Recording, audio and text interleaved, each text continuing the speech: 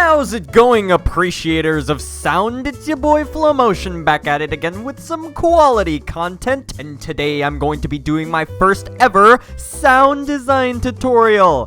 Hooray! I've never actually done one of these videos before, so if you like this and want to see more, be sure to smash that like button and turn on that notification bell. But today we're going to be making the most insane Au5 Xtrullor bass, and the end result will sound a little something like this.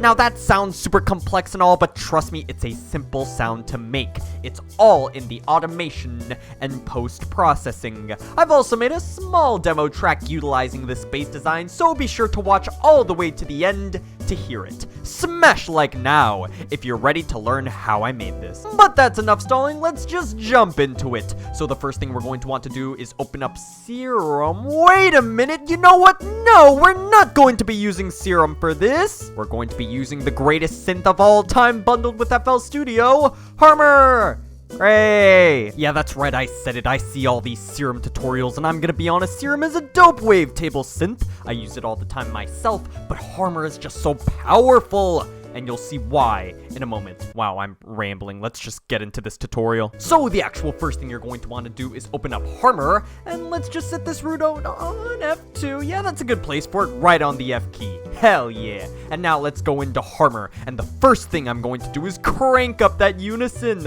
all the way up to 9. Oh yes.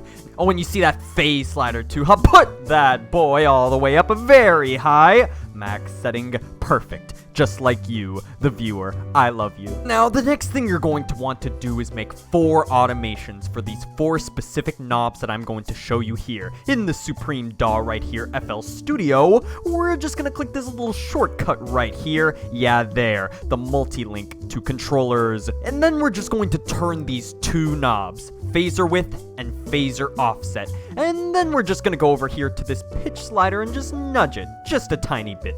Once we do that, we're going to right-click on this shortcut again and click Create Automation Clip. Behold, we have 3 automations to tweak. The first one we're going to want to tweak is phaser width. Put the first point of the automation all the way at 100%. The next point will be in the middle of our 2-bar bass, I'd say here. And the last point goes all the way at the end, at 50% give or take. Then take this first tension point and bring it down around 22% or so. So far, you should have a result that sounds like this. And now we're going to move on to the phaser offset. Put a point at the top and then a point immediately after that at the bottom. Then at the first bar, put the point around 50%. Then 3/4 of the way all the way at 0, and then the last point at the end of the bass. Put it all the way at the top. Here's the effect it has on just the bass without the phaser width. And now here is what it sounds like all together. And now for the final automation, we're going to be messing with the main pitch. This is what's gonna make the bass sound cool as fuck, because it's going to be pitch gliding. Somewhere near the beginning, make a point close to the top, and then at the end of the bass, make sure it goes back to 50%. Here's the effect it has on the other basses without the automations. Now that sounds cool on its own, doesn't it? And now with the effects, it should sound a little something like this. So now we have the official bass of our bass. Ha ha ha, get it? Anyway, so now we've got to bring this bass up to par. And how are we going to do that? Well, with post-processing, of course. So we're going to go where we routed that bass and put some OTT on it. Let's put the in gain to 6.2 and the downward to 50%. That sounds a lot better, but I still feel like it could use something more. How about Camel Crusher? Okay, so I put the preset to British Clean, and now I'm gonna put the wet dry on the mixer to 25%, and now the bass should be done, and here is the final result. Now that should be the end of the video. No! I said at the end of the video I'd show you a demo I made putting these basses into action. Let's do that, eh? Behold, a melodic dubstep drop demo featuring the exact same bass design you saw me do. And here is what it should sound like.